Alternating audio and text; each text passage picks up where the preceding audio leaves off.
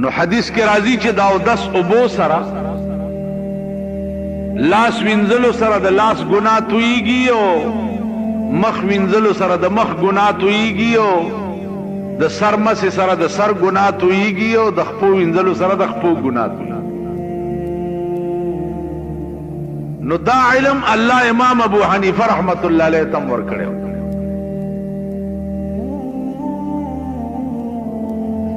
او بیا دعا وکړه چې خدای دا علم ما نه واخله،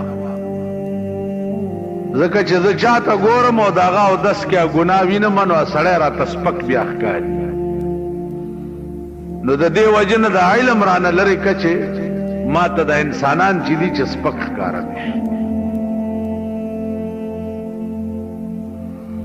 امام ابو حنیفه رحمت الله علیه عزیزانو د ډېر لوی علم او د ډېر لوی شان خاوند، اگر چې زمونږ په پاکستان کې اره بلا شته دی، خو یو مصیبت پکې دام دی چې امام ابو حنیفه متعلق به تاسو واورئ چې هغه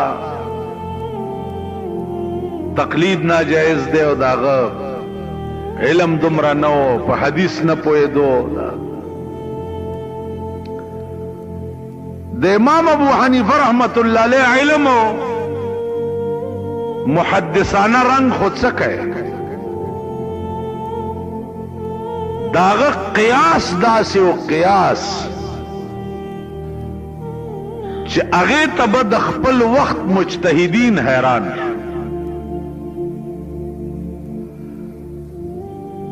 اوس قیاس دائمه مجتهدینو دا اوس یو بل علم دی.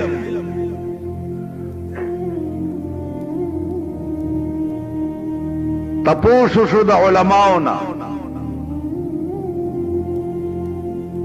چې یو دوه کسه دي،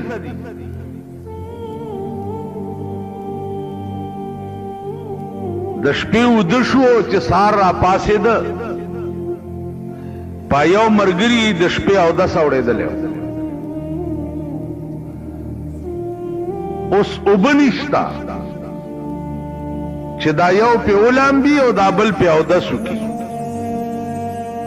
او سوال دلته د سحر د منځم دی، منځ به څنګه چل کېږي؟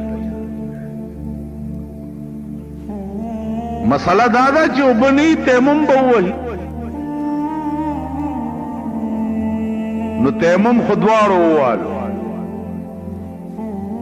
اوس بل سوال دا پیښ شو چې مخکې امامتي به څوک کوي؟ ما په خبرو پوهېږئ؟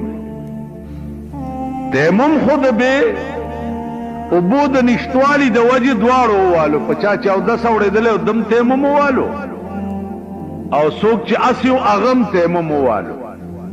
اوس سوال دا پیدا شو چې مخکې امامت چې په چا اودس اورېدلی دا به کوي، او که دا بل چې تیمم یې والی د بې اودسۍ د وجې دا به امامت کوي. دا وخت ټولو ملیانو فتوا ورکړه چې امامتي به دغه سړی کوي چې دا چا د بې اودسۍ د وجې تیمم والی دی، ځکه چې هغه په چا اودس اورېدلی دی هغه خو ډېر پلیت وي. ټولو ملیانو فتوې ورکړه،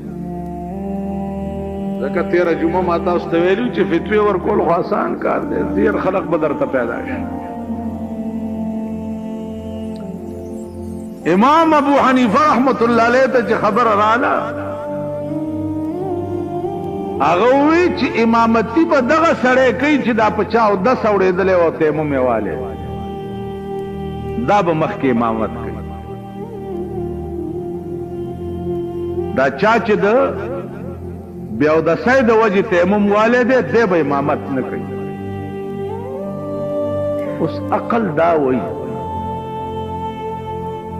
چې به یو سړی هسې بې اودسه دی تیمم یې والو، نو د ده دا پاکي خو ښه ده په نسبت د هغه چا چې په غسل کې یو تیمم یې والي.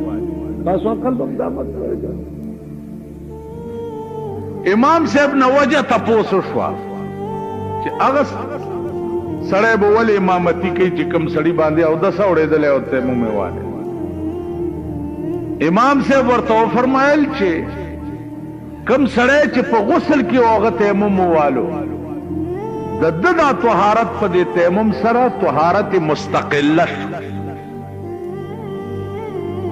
دا کامل پاکواله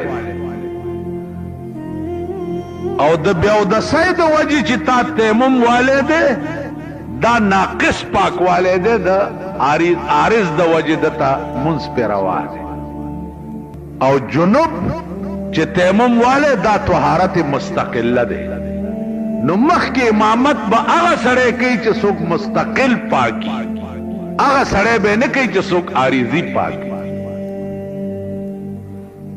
دا قیاس د امام ابو حنیفه اوس په دې علما پوهیږي چې دا قیاس